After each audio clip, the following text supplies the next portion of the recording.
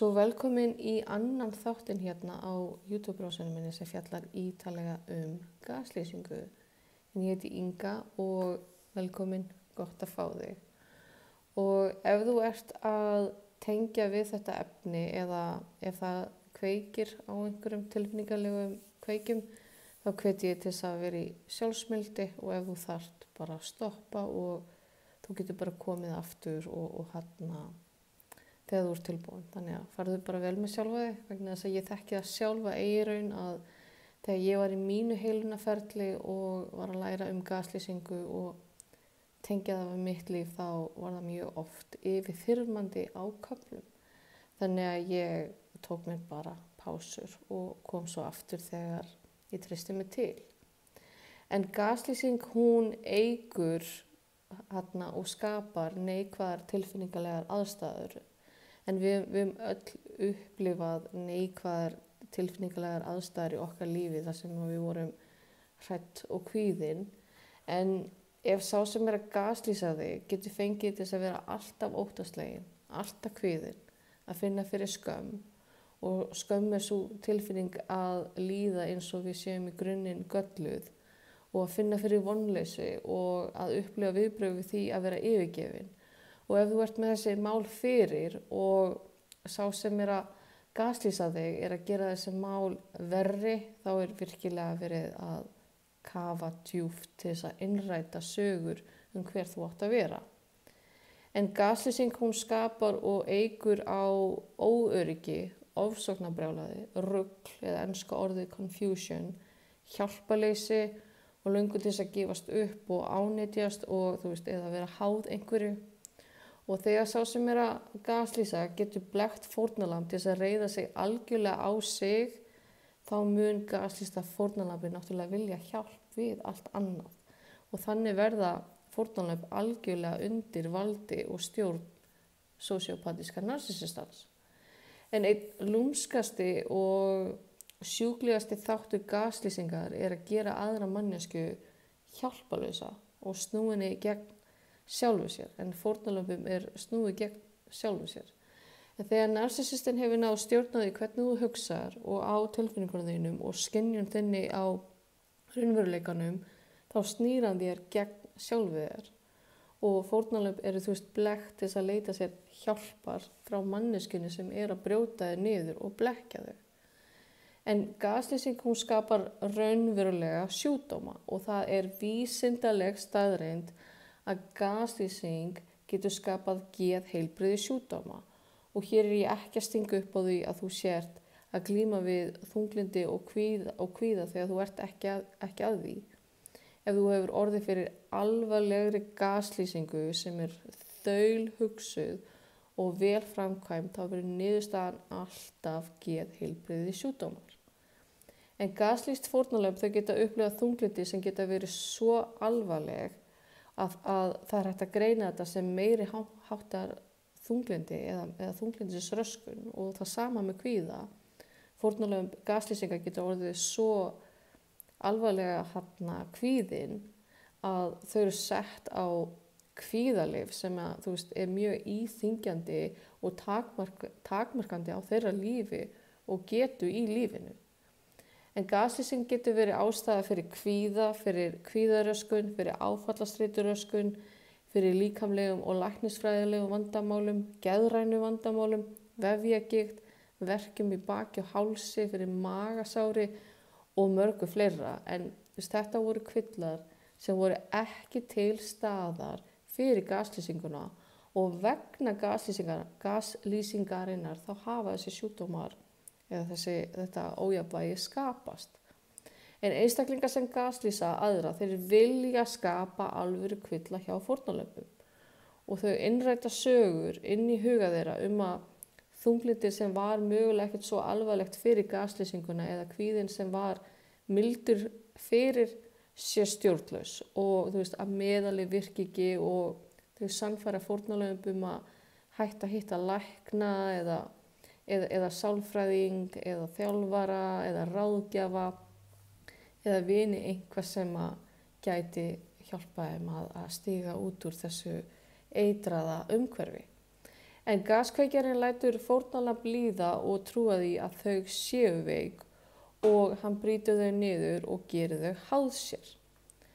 Ef gaslýsandi narsisstanum tekst að skapa alvöru heilbrigðisvandamál og eða röskun eða raskanir þá er gaslýsta fórnarlambið algjörlega undir hans stjórn og yfirvaldi.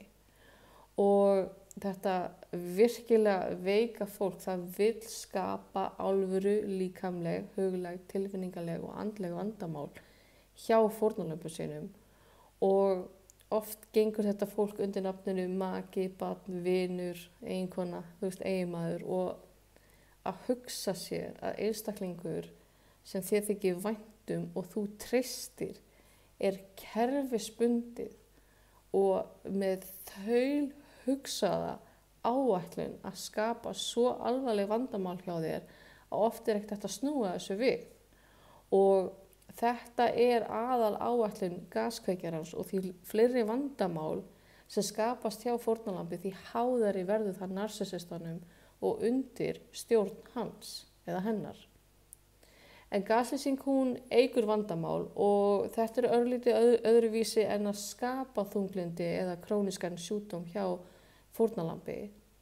Ef fórnarlamb er þegar með meiri háttar þunglindi og eða áfallastreituröskun þá mun gaslýsing hafa það neikvæð áhrif á fyrir neikvætt ástand að meiri háttar þunglindi eða áfallastreituröskun verður svo stjórnlaus að gaslýsta fórnarlambi það ræður ekki við ástandið.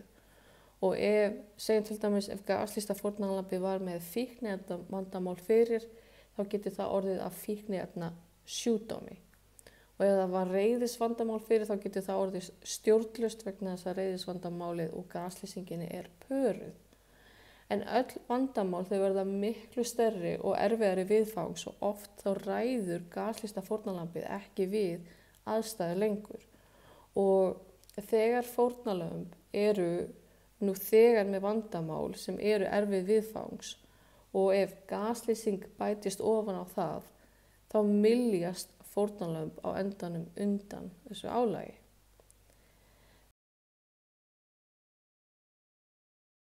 Tvíbytting eða enska orðið double bind er einnig kallað gildra gaslýsingar og það er þegar þú gerir eitthvað til þess að hjálpa sjálfu þér en endar á því að skaða sjálfa þig. En það er þegar fórnarlamb er fast í aðstæðum þar sem allar tilraunir til þess að ná fram vilja sínum auðvelda fórnarlambi til þess að fá það ekki. Og hér er dæmi. Gaslýsta fórnarlambi það reynir að afsanna eitthvað en endar með því að sanna eitthvað. Og aðstæða getur verið svona að gaslýsta fórnarlambið er að rífast við narsisistan og segir kannski við narsisistan þú ert að blekkja mig en þá snýr narsisistinni við og segir nei þú ert að blekkja mig. Og ef fórnarlambinu tekst ekki að afsanna eða stöðva blekkinguna þá rýrnar sjálfsálit fórnarlambsins en frekar. Og skortur á sjálfsáliti það veikir seiglu og ef sjálfsálit og seigla einstaklings er tekin eða rýrð þá skapast hjálparleysi yfir vandamáli. En gaskveikjarar þeir taka hæfni fórnarlamba til þess að geta staðið með sjálfu sér. Og hjálparleysi það kveikir á skömm og skömm kveikir á vonleysi og vonleysi það kveikir á ávana. Og þegar þetta ástand hefur skapast þá mun ávanin og skömmin hvetja gaslýsta fórnarlambið að einangra sig og þá er engin leið út. Og núna er þá fórnarlambið komið í dýflissu hjá narsisistanum. Og dýflissan er ekki einhver dýflissa, þetta er hugurinn á fórnarlambinu. Hvernig það er búið að brengla hann. En allar þessar gildrur skapa aðstæður þar sem það verður miklu erfiðara fyrir gaslýsta fórnarlambið að stöðva vandamálið sem þau eru að reyna að stöðva og ef þau reyna að stöðva þá endar það með því að þau gera það verri og erfiðara fyrir sig að komast út úr þessum aðstæðum þar sem þau eru að upplifa þjáningar og sársauka. En heimilisofbeldi ekki bara líkamlegt ofbeldi. Tilfinningalegt, andlegt, munnlegt og sálfræðilegt ofbeldi skapar meiri og dýpri sár en líkamlegt ofbeldi. Vegna þess að brotin handleggur og glóðurauga, það grær að sjálfu sér. En sjálfstraust, vináttusambönd, trú á sjálfan sig, þetta vex ekki tilbaka náttúrulega. Og þegar gaslýstum fórnarlömbum sýnt valdar- og stjórnunarhjóli frá dúlúð, þá kviknar á ljósaperu hjá þeim. Og hjóli það aðstoðar þau að sjá að hver kaka í hjólinu þaulhugsuð áætlun gaslýsandi narsissistans til þess að yfirtaka alla stjórn og yfirráð yfir þeim og lífið þeirra. Og þegar gaslýsta fórnarlambi áttar sig á því að þetta var allt saman partur af stærri áætlun, þá vaknaðu frá þessum heilaþvætti. Og ég vil taka fram að það hafa ekki allir upplifað gaslýsingu sem hafa orðið fyrir heimilisofbeldi. En munurinn á þeim og meðvirkum eða þeir sem eru með sjálfsástaröskun eða SLDs að SLDs þau trúa því að þau verðskuldi þetta ofbeldi og að ofbeldismaðurinn eða konan sé góð manneskja. En til þess að gaslýsing virki þá þarf að ríkja þagnarskylda. En gaslýst fórnarlömb þau eru sannfærð að halda leyndarmálum og gaskveikjarinn hann smánar þau til þess að segja engu frá. Og fórnarlömb þau eru sannfærð að enginn muni trúa þeim eða fólk muni horfa niður á þau og þessi leyndamál þau læsa fórnarlömbin inn í gaslýsinguna. Og ef þau get ekki sagt einhverjum eitthvað og eru sannfærð það að ef þau skildi segja einhverju frá einhverju þá eru þau að brjóta leyndamál og traust við gaskveikjarann og þetta einangrar fórnarlömb enn frekar og festur þau. En í seinasta myndbandi þá byrja ég að tala innri sögur og söguþræði. En ástvinir, vinir og vinnufélagar og svo framvegis, gaslýsta fórnarlambsins, þetta fólk einnig blekkt til þess að halda leyndamálum og þetta kallað triangulation og ég bara kann ekkert gott orð yfir þetta á íslensku.